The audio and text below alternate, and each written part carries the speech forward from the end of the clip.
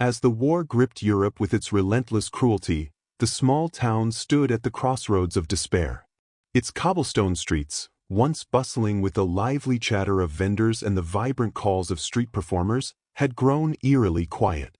The sounds of marching boots, not from the town's proud citizens but from foreign soldiers, now filled the air. The people of this once thriving community were not just experiencing a political occupation, they were feeling the slow suffocation of their very existence. The war had stripped them of their comforts, their safety, and most tragically, their food. Starvation was no longer an abstract fear. It had become a cold, present reality that gnawed at their bones every waking moment. The occupying forces had requisitioned what little food there was, and the rationing system, already meager, had broken down completely. The shelves of the small corner stores had long been emptied, and the gardens where vegetables once flourished were now barren, trampled under the heels of soldiers. People grew thinner by the day, their faces gaunt, their steps sluggish as they shuffled through the streets. Parents did what they could to shield their children from the harsh truth, but the hunger was too pervasive, too cruel to be ignored. The once proud community, which had survived centuries of hardship, was now brought to its knees by a war that seemed endless and merciless. The whispers among the townspeople were filled with both fear and disbelief. There were rumors that help might come, perhaps food deliveries from the International Red Cross or aid from sympathetic governments. But these were nothing more than fleeting hopes, distant dreams of relief that felt increasingly out of reach. Every morning, the people awoke to the same grim reality. The local hospital had been overrun with the sick and dying, not just from wounds inflicted by the war, but from malnutrition, diseases that thrived in the absence of food and medicine. The elderly, whose bodies had already been weakened by years of life, fell to illnesses they could no longer fight. Children, once full of energy and laughter, now lay listless in the streets, their bellies swollen from hunger. Despite the increasing hopelessness, the people still tried to go about their daily lives, clinging to the remnants of normalcy. They greeted each other with hollow smiles, their faces betraying the exhaustion of those who had long ago stopped dreaming of a better tomorrow. They still gathered in small groups, trading what little food they had left, usually a handful of moldy bread or a bit of spoiled meat, but it wasn't enough. No matter how many times they tried to make do with what little they had, it was never enough. And every day, the hunger became harder to ignore. It wasn't just the physical sensation of an empty stomach, it was a deep, gnawing emptiness that settled into their souls. It was as though the war had taken everything from them, their homes, their loved ones, their dignity, and now, in its final cruel twist, it was trying to take their very will to survive. The town's residents could feel it, the weight of being forgotten. They were not entirely isolated from the outside world, but their calls for help had gone unanswered for far too long. Every time they sent word to the Allied forces, the replies were distant, vague promises of aid that never seemed to materialize. The global war seemed so much larger than this small town. The world's leaders, with their complicated negotiations and far-reaching plans, had no room to consider the fate of a single occupied town. They were, to the world, nothing more than a statistic. A mere footnote in the grand story of war. As the townspeople grew weaker, their fear shifted. It was no longer just fear of the soldiers marching through their streets. It was fear of being ignored. The occupying forces, brutal though they were, at least acknowledged them. They had an oppressive presence, but they didn't pretend the town didn't exist. But the world outside, the countries that could have helped, seemed to have forgotten them altogether. And that, more than anything else, was the greatest wound of all. To feel invisible, to be left to suffer alone while the world carried on without even pausing to look. In the midst of this despair, there were still moments of human kindness, though they were increasingly rare. People would share whatever scraps they had, even when it meant going without themselves. A neighbor, who had managed to find a half-rotten apple, would pass it to a child, their own hunger forgotten for just a moment. But these moments were fleeting. They couldn't fill empty bellies, couldn't ease the pain of families torn apart by hunger and disease. They were, in the end, only small gestures, moments of fleeting humanity that could not change the overall trajectory of their suffering. The young and the old alike had grown accustomed to the silence. It was a silence that seemed to swallow everything: the laughter, the shouting, the cries of pain. It was a silence that spoke volumes. It was the silence of a town dying slowly, waiting for something that might never come. And in that silence, a dangerous thought began to take root: the idea that they were truly alone. No one was coming. The world had moved on, and this town would be left to fade away into nothingness. Then, in the midst of this despair, something unexpected happened. News began to spread that a group of British nurses were on their way. At first, it was just a whisper, a rumor passed from person to person, but it quickly spread like wildfire through the town. The people dared not hope too much, but there was something about the idea of these nurses, these women who had no reason to be there other than to help, that struck a chord deep within them. Could it be true? Could there really be people out there who would risk their own lives to help them? At first, it was difficult to believe. After all, there had been so many false promises before. Aid had been promised and never delivered. And even if these nurses did arrive, how much could they really do? The town was so far beyond saving. They had no food left to give, no resources to offer. But the idea of the nurses began to stir something within the people, a flicker of hope, however small. Maybe, just maybe, they wouldn't be ignored after all. When the nurses finally arrived, the reaction was mixed. Some were skeptical, unsure what these strangers could possibly offer. Others felt a glimmer of gratitude, even before they saw what the nurses had brought. The nurses themselves were a quiet but determined presence, their faces worn with exhaustion but still full of purpose. They began making their way through the town, offering medical care and whatever food they could spare. The food was hardly enough to feed the whole town, but it was enough to show that someone had not forgotten them. And for the first time in what felt like forever, the people of the town dared to believe that they were not alone. The nurses stayed for days and then weeks. They didn't leave when the situation became difficult. They didn't abandon the sick or the hungry. They stayed, offering what little they could, day after day, as the situation grew increasingly dire. And though they were outnumbered, outmanned, and outgunned, their commitment to the people of the town became a symbol of hope that was stronger than any weapon. The people began to change, too. No longer did they fear being forgotten. They feared the silence more than anything. But now, there were voices in the silence, quiet, steady, and resolute. The nurses, these strangers from a foreign land, had reminded them that they were still seen. And that, in itself, was a miracle. The arrival of the British nurses was nothing short of miraculous, but the townspeople, conditioned by years of war and suffering, did not greet them with open arms immediately. The air was thick with skepticism, their hearts hardened by the repeated disappointments that had marked the years of occupation. It wasn't the first time they had been promised aid. Small consignments of food, medical supplies, and relief had come and gone, often intercepted by the occupying forces or simply never arriving at all. To trust in these new faces, these foreign women in their white uniforms, felt almost naive. After all, what could a few nurses, no matter how well-intentioned, truly accomplish in the face of such overwhelming hardship? The town, once a vibrant community full of energy and life, now felt like a ghost of itself. The streets that had once echoed with the sound of children playing, shopkeepers haggling, and workers singing as they labored were now silent, the only noise being the distant march of boots. The people were so weakened by hunger and despair that even the simplest of gestures, like a friendly smile or a wave, felt like a rare gift. Even the children, who had once been the heartbeat of the town, seemed drained of the joy that had defined them. In their place were wide, hollow eyes that spoke of too much loss for their tender years. The adults were no better, their faces etched with the fatigue of those who had lived too long in a world where survival was the only goal, and even that seemed like a fleeting, impossible dream. As the nurses made their way through the streets, some of the townspeople watched them from their windows, curious but wary. Others, more desperate, approached them hesitantly, hoping for something, anything, that could ease the hunger gnawing at their insides. But still, there was hesitation. The people had learned not to get their hopes up. They had seen too many promises broken, too many false dawns rise only to fade into the endless night. They had learned that help, if it came at all, was never enough.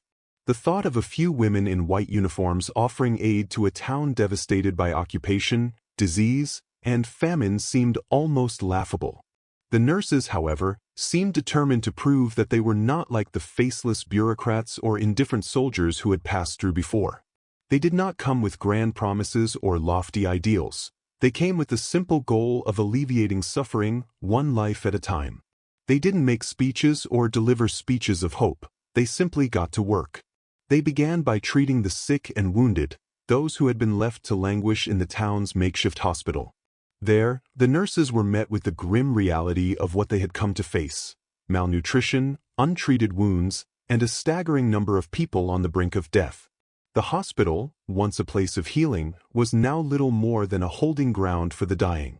The nurses' medical skills were beyond reproach, but even they were faced with limitations. There was little medicine left to distribute, and the medical supplies that had been brought with them were sparse. The nurses were forced to make do with what they had, often resorting to makeshift remedies or simply providing comfort to those who could not be saved. It was hard work, physically exhausting and emotionally draining. But they did it because it was all they could do. They treated the sick, tended to the wounded, and did their best to ease the suffering around them. Despite the lack of resources, despite the constant threat of violence and oppression, the nurses never faltered. They remained committed to the people of the town, no matter how dire the situation became. But the nurses quickly realized that their efforts were not just about physical healing, they were about something far deeper. They were about restoring a sense of humanity to a place that had been robbed of it. The people of the town had been beaten down by years of war, occupation, and deprivation, and their spirits were as frail as their bodies. They had grown accustomed to the cold, indifferent reality of survival. The nurses, however, were a living reminder that there were still people in the world who cared, people who would not stand by while others suffered. The moment of transformation began when a mother, whose child had been weak for days, walked into the makeshift clinic with nothing but hope in her eyes. Her child, a little girl no older than 6, had not eaten properly in days.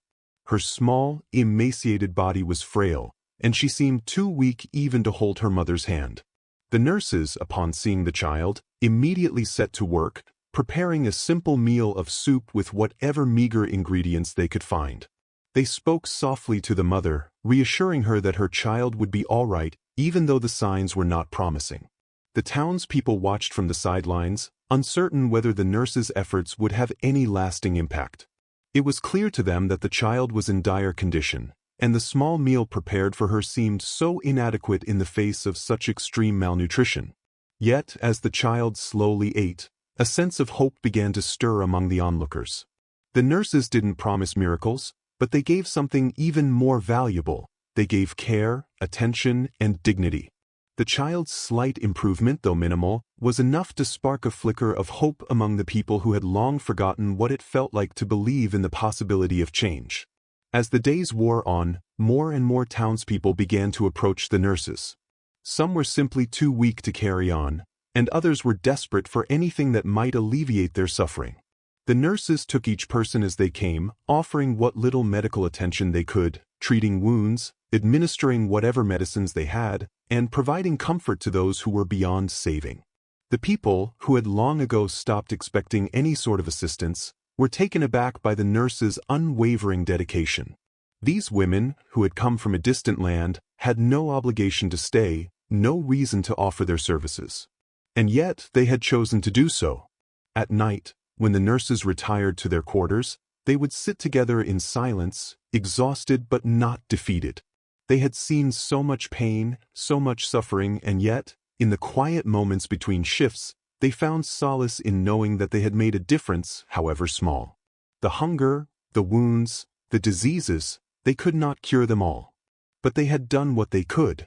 And for the first time in a long while, the people of the town began to feel a sense of something they had almost forgotten: hope. But the nurses were not naive. They knew that they could not stay forever, that their presence in the town was temporary. They were foreign nationals in a town under occupation, and the threat of violence was always looming. The occupying forces had their own plans, and they did not tolerate outsiders meddling in their affairs. The nurses understood this. But they also understood that their efforts, no matter how small, were not in vain. They had proven that, even in the darkest of times, there was still room for kindness, for humanity. And in doing so, they had given the people of the town something far more valuable than food or medicine. They had given them back their sense of self-worth. The nurses' quiet acts of kindness began to resonate far beyond the walls of the makeshift hospital. Slowly, the people of the town began to shed their skepticism. They no longer saw the nurses as outsiders, as foreigners with no stake in their lives. They saw them as people, just like them, who had come to help in the most desperate of circumstances. Their simple, unwavering commitment to the town's survival was enough to rebuild the people's faith not only in the nurses, but in the possibility that there was still goodness left in the world. And perhaps, just perhaps, that was the greatest healing of all. The early morning air was heavy with anticipation. The town, though battered and starving, had found a quiet solace in the presence of the nurses. They were no longer seen merely as outsiders. These women in white uniforms, often exhausted but always determined, had become a symbol of the possibility of survival. But even as the people began to trust them, the situation had not improved. The soldiers remained, the occupation tightened its grip, and food continued to be scarce. Disease spread like wildfire, claiming those whose bodies had already been ravaged by hunger. But for all the despair, the town had, in some way, begun to feel a faint spark of hope. It wasn't enough to stop the suffering, but it was enough to make the darkness feel a little less complete. Then, one cold evening, the fragile calm that had settled over the town was shattered by the unmistakable sound of war. The distant thud of bombs, the eerie whine of shells cutting through the sky, and the sudden roar of an explosion just beyond the town's borders shook the ground beneath their feet. The people, already accustomed to the fear and chaos of war, rushed to their shelters. For a moment, it felt like the world itself had crumbled. The noise was deafening, and for those who had lived through so much already, it was a reminder that no one was truly safe, not the soldiers, not the civilians, not even the nurses who had come to help. The nurses, too, were caught off guard by the attack.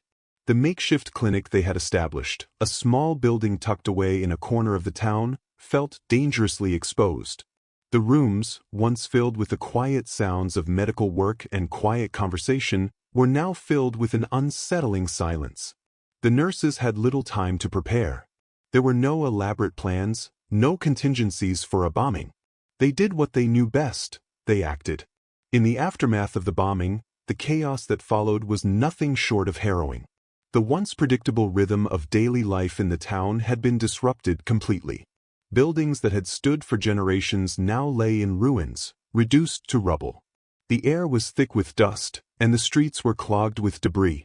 The cries of the injured mixed with the distant thudding of artillery, creating a haunting soundscape that made it impossible to know where the danger truly lay.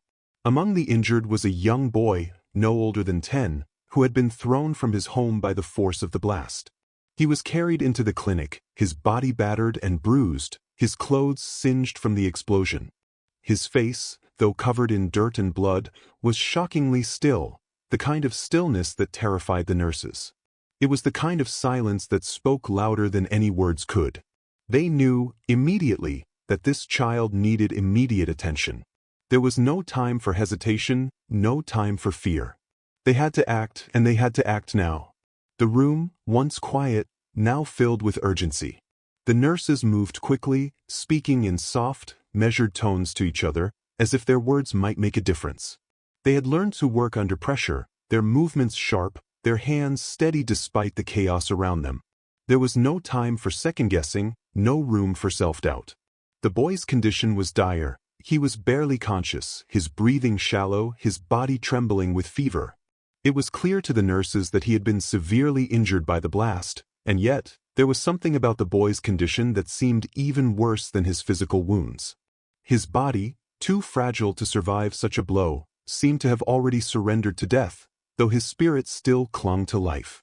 But the nurses did not give in to despair. They worked as quickly as they could, administering what little medicine they had left, doing what they could to stabilize him. They had been trained for this moment, and yet, as they looked down at the boy, they realized they were facing something far more than just medical treatment. The boy, in his small, broken body, represented something larger. He was the embodiment of the town's collective suffering. The war had taken so much already, and now it threatened to take even more. But the nurses were determined to fight for this boy. They would not let him die without a fight, not while they still had the strength to try. As the hours passed, the nurses' exhaustion began to show. They had already been working for days without rest, their own bodies beginning to betray them. The exhaustion, the hunger, the constant stress, they were all catching up to them. But they couldn't stop. The boy needed them, and so did the people of the town. There was no time for weakness, no time for self-pity. In the face of the boy's fragility, the nurses became more resolute. They didn't just see a child in need of help, they saw a community in need of hope. Every decision they made, every action they took, was not just about saving one life. It was about showing the town that someone still cared, that someone would stand by them in their darkest hour. Hours turned into days, and the town continued to feel the effects of the bombing. The nurses worked tirelessly, never pausing for rest, constantly fighting to keep the patients alive, constantly fighting to keep their own spirits intact. The bombing had not just damaged the buildings, it had damaged the people's resolve. And yet, there was something in the air now, something that had shifted in the hearts of the townspeople. The nurses who had arrived as strangers were no longer seen that way. They had become a part of the town, an extension of its will to survive. The people, watching from their homes, began to understand something profound, that survival was not just about food, medicine, or military might. It was about people, about those who refused to walk away when everything seemed lost. By the time the boy awoke, the town had changed.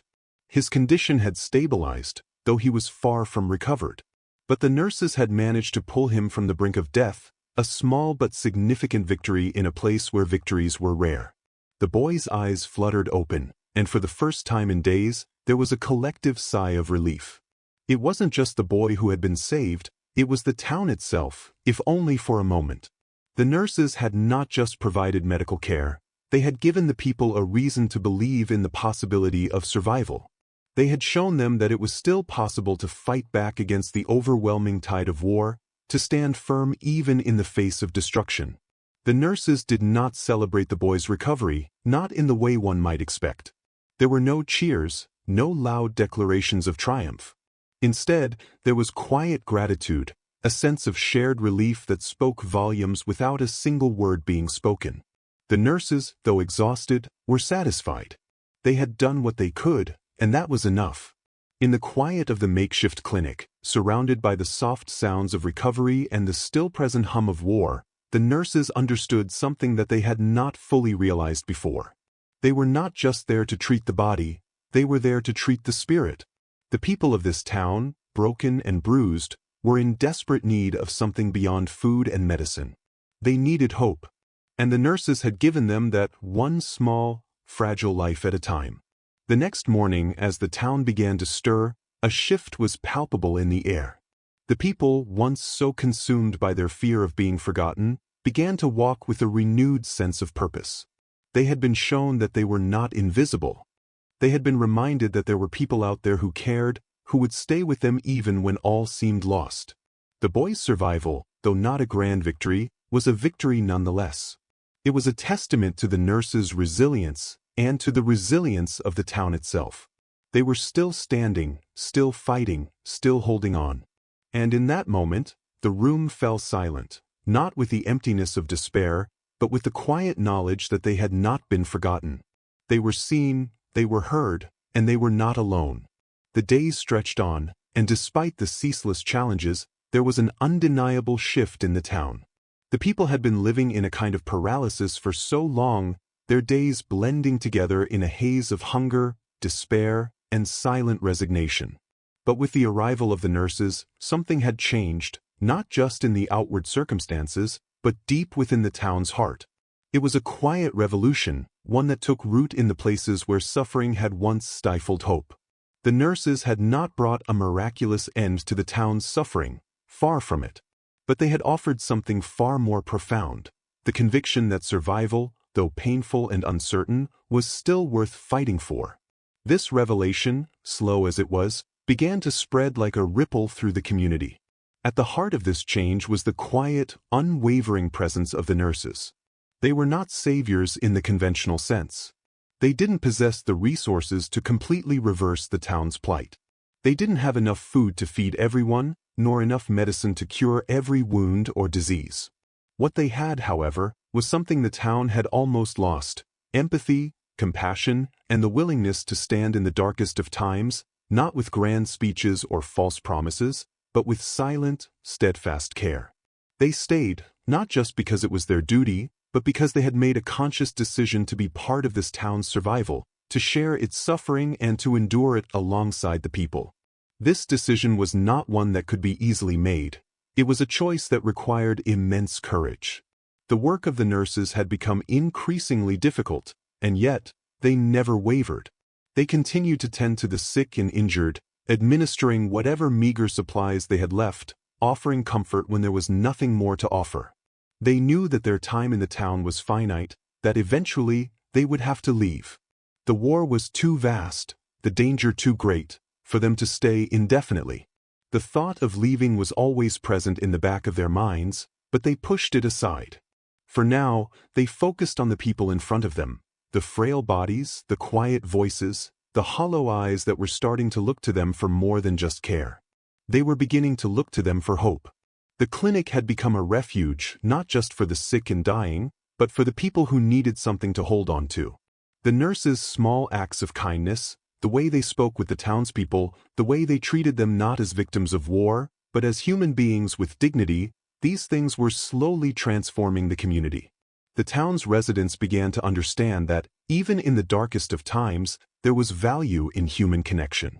Even though they were still surrounded by violence and deprivation, the people began to believe, at least in part, that they were worthy of that connection. One night, the nurses were finishing their rounds, preparing to settle down for a few hours of rest, when they heard the faint sound of crying. It was soft at first, a sound so fragile it might have been mistaken for the wind. But as they drew closer to its source, they saw her, a mother sitting beside her child, holding her in her arms. The child was sick as so many others were, but there was something different about her. The child was not just ill, she was fading.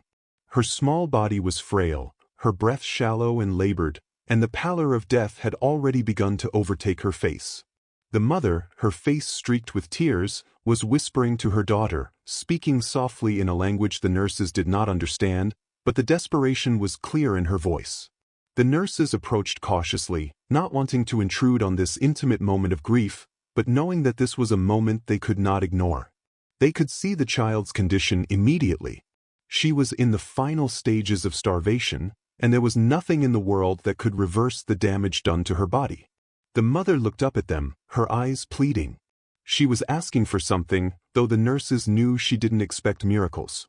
There was no medicine that could cure her daughter now, no food that could revive the life that had already slipped away. The nurses, exhausted as they were, didn't hesitate. They knelt beside the mother and child, speaking softly, trying to offer comfort in whatever small way they could.